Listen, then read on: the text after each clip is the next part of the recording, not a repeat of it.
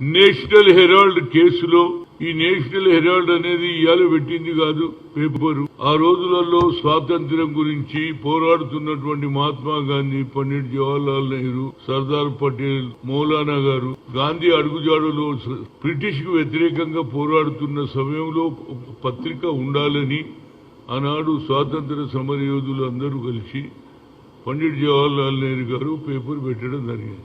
దాని ద్వారా కింది జనానికి తెలవాలి ఏది ఉద్యమం ఏంది, మన హక్కులేంది, బ్రిటిష్ వారు ఎన్ని రోజులు పరిపాలన చేస్తారని ఆలోచన చేస్తున్న సమయంలో ఈ పేపర్ పెట్టడం, అది గ్రామ గ్రామానికి పోవడం, దాంతో మహాత్మా గాంధీ గారు ఏ కార్యక్రమం చేసినా ప్రజలందరూ గ్రామాలలో పట్టణాలలో దానికి సపోర్ట్ చేసేవారు. అలాంటి పేపర్ను పట్టుకొని ఇవాళ అన్ని పేపర్లు బాగా నడుస్తాయని కాదు, పేపర్లకు ఉండే ఇబ్బంది ఉన్నది, వారికి జీతాలు ఇవ్వాలి, అదేవిధంగా కిరాయిలు ఇవ్వాలి, ఇవన్నీ ఉన్న సమయంలో వారికి కొంత ఇబ్బంది కలిగితే దాని మీద మనీ లాండరింగ్ చేసిండ్రని సోనియా గాంధీ మీద, రాహుల్ గాంధీ మీద A1 A2గా పెట్టడం, ఇది ఎంతవరకు న్యాయం అనేది నేను అడుగుతున్నా. నరేంద్ర మోడీకి ఏది దొరకలే.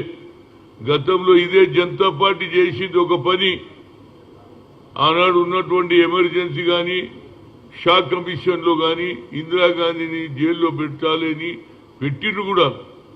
కానీ తర్వాత తీర్పు ఎట్లొచ్చింది, 77 ఓడిపోతే 1980లో మళ్ళా ఇందిరాగాంధీకే పబ్బం కట్టిండ్రా లేదా ప్రజలు?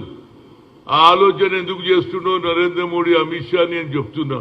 మీరు గిన సోనియా గాంధీని గిన గతంలో జనతా పార్టీ చేసిన తప్పు మీరు చేస్తే మాత్రం యావత్ భారతదేశంలో మళ్ళీ కాంగ్రెస్ సర్కారే వస్తుంది, ఇండియా కూటమే వస్తుంది అనేది నా ఉద్దేశం.